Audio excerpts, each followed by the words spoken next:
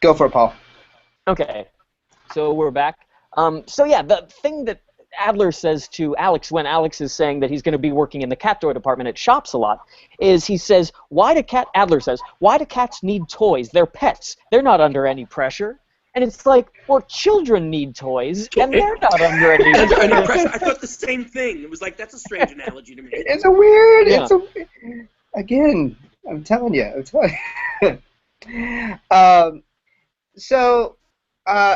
We cut to, and this scene coming up I really love. We cut to Alex is back in the kitchen, and he's exhausted. He's asleep in his books because he's been, doing all these night meetings to succeed at the shop a lot, and also studying for exams and everything. And Elise comes in and talks to him.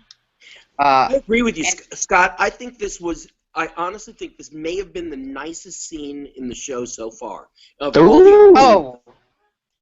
loved it. I thought this was a very sweet scene, and I think it culminates with maybe the most intelligent thought in the show so far, where Elise says, when do you stop working to try to get ahead and just work to enjoy it?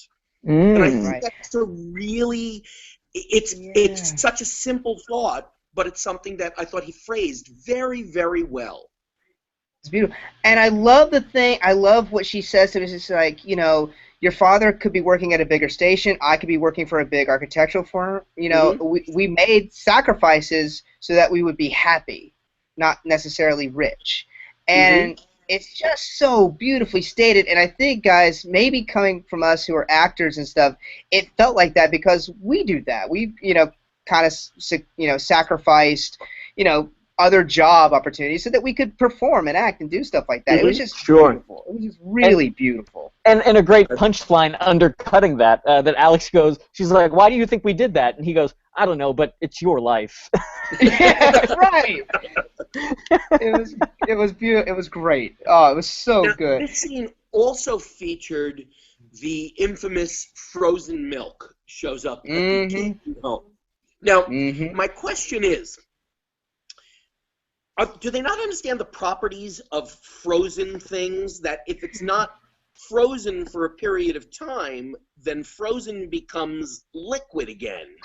And I'm just wondering, when did the milk go from Adler's to the Keatons, and isn't there a period of time in which even a little bit of milk would be liquid again? Yeah. It's late at night. When did the milk arrive? Was there a 3 a.m. milk delivery from Adler's? It's a mess. Corey, can you explain? This is a mess. Alex is gone, and this is what happens. It's permanently frozen. No one wants it. And then she pulls out, because she's going to still make the warm milk for Alex so he could go to bed, and she pulls out a completely different carton. It didn't even look the same, so it's not something that she bought from Adler's, of not frozen milk. So you had 2 cartons of milk there. Why'd you let the frozen one? You didn't realize it was frozen when you took it from your bag and put it in the... Frozen is going to be heavier than liquid. Whoa, slow down, Mr. Wizard. I know, it's like I'm Bill Nye the Science You're going to lose our audience with this kind of talk. Let's do an at-home experiment that you kids can do at home. Weigh your milk, frozen and liquid, and I'm telling you, it's going to be heavier when it's frozen. Same amount of milk, it's going to be heavier. And if it was a gas, if it was just gas, if it was evaporated milk, it would even be less weight.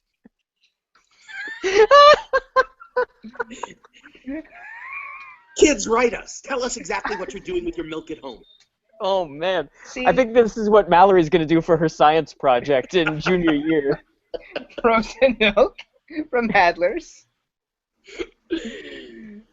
Also, the other thing about this scene with Elise and Alex is something I've been noticing in the past few episodes, is that she really gets relegated to pretty thankless work in group scenes, where it's like, usually what happens is, well, what does your father think? Or what does Dad think? And it's a fight between Dad and Alex, or what does Dad think of how Mallory is dating so many boys? And then, like, Elise just gets the emotional like lines type thing, like, well, how do you feel about that, honey? But when she's able to be by herself, you get a lot of interesting things. First, because the writing is good, and second, because Meredith Baxter is an amazing She's a good actress. Yeah. Yeah. Mm-hmm. And it's nice to see her shine, because I don't know why they keep just pushing her off to the side every time there's like a family scene. Should have let a father-son thing being handled instead of the mother-son thing, which is why I like this scene. Yeah. Yeah. And we also notice that Alex has a pin that says 28. 28. Yeah, he's wearing his 28 pin. He needed after the meeting. That's where 28 pin. Just in case he forgot. They weren't going to barcode him on the top of his head. But, yeah. Okay.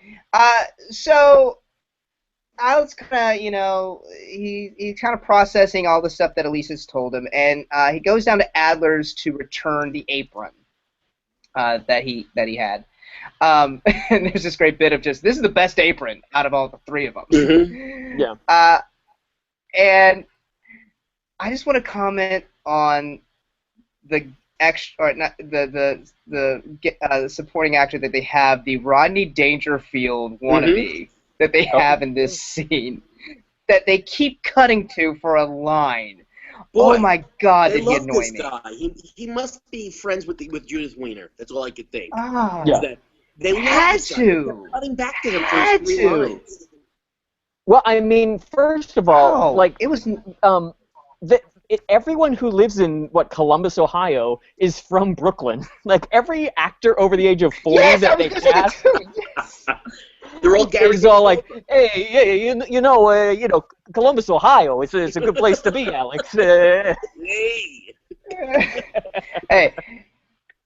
Well, now, if we look at the stats in 1982, there were a lot of transplants from Brooklyn going to Columbus, Ohio. Oh, yeah, it was when they were Giuliani was breaking the mob in the early '80s, and so all of they all went to Columbus, Ohio.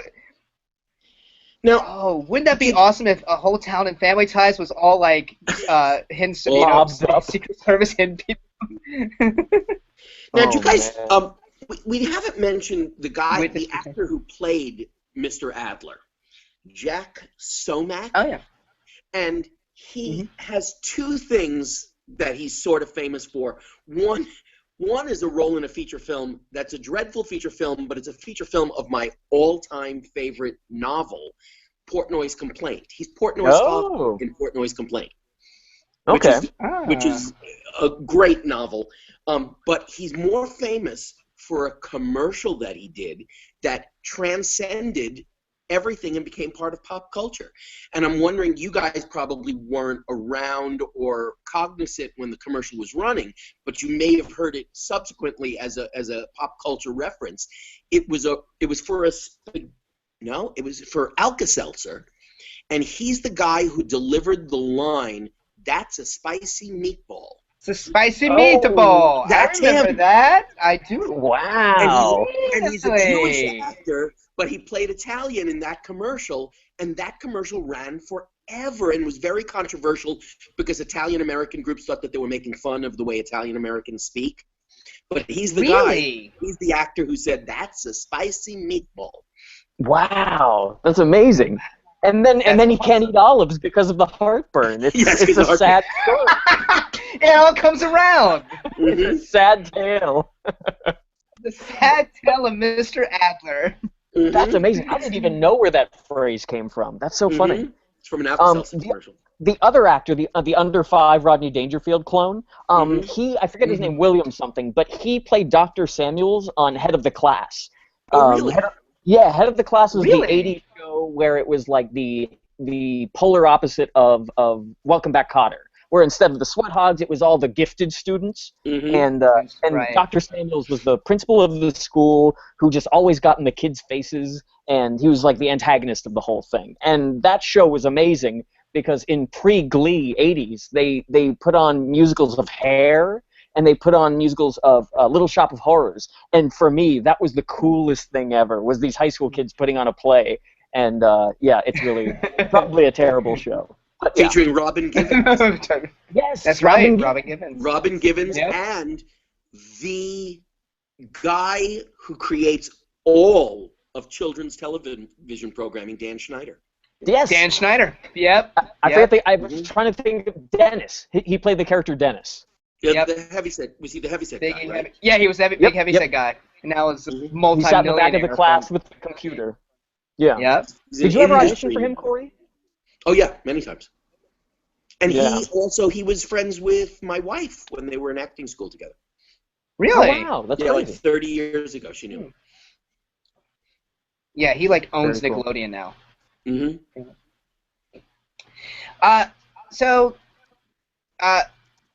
Guy walks in, wants some milk, and once again, the cooler It's frozen. Mm-hmm. frozen again. And there's this. I love the look. Mr. Adler looks at Alex. Alex looks at Mr. Adler. Should I? One last time, buddy.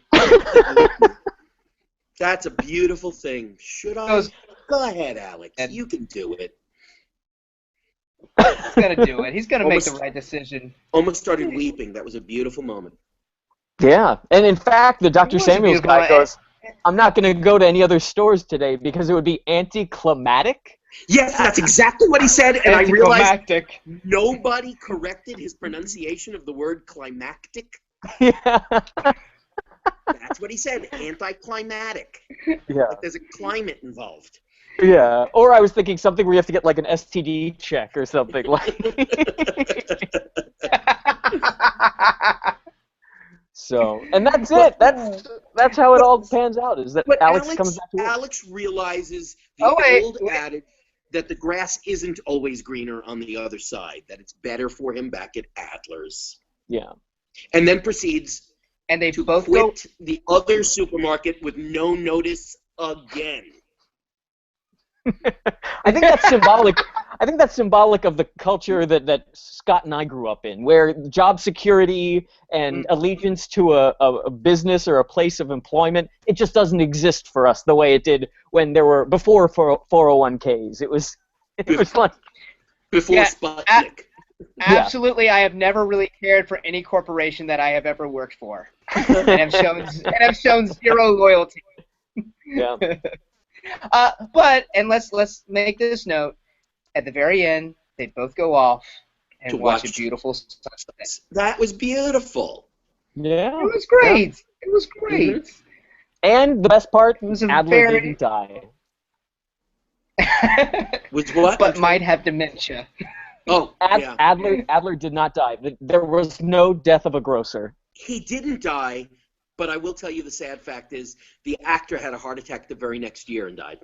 Oh shit! Oh shit, Corey. Sorry to ruin it for you. I saw his year of death, and it was early in '83. It was right after he filmed this. He dropped dead. Let's just bookend this. Before we started recording, we were talking Please. about friends with diseases and other We've come full things. circle. We couldn't let this end on a happy note. You helped. You were saving that one, Corey. It was. Oh. I was saving it for the very end.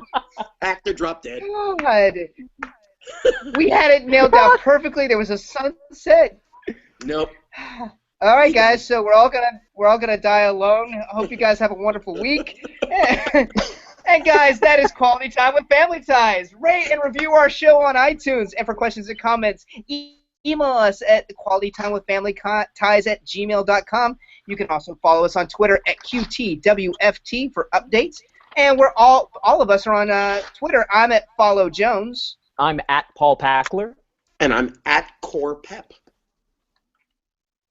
You can also like our Facebook page as well. We'd like to thank our host and producer, Barbara Dillon, at Fanboy Comics. Fanboy Comics is an online conglomerate of geek media, providing its readers with daily reviews, interviews, and podcasts that span the pop culture spectrum. Check them out at fanboycomics.net. We also like to thank Perry Adams, who beautifully performs Family Ties and the theme song Without Us. Be sure to check out Perry's music at perryadams.com. We also like to thank Bryant Dillon, who created our fantastic logo and edits our show. Bryant is the president and co-founder of Fanboy Comics, so follow him on Twitter at Comic Book Slayer. And we also like to thank Sean Foster once again with Fanboy Comics. He's our graphic designer, and he also helped design our logo. Thanks, everyone, and we'll see you all next week. Bye! Bye. Bye! Don't die before next week!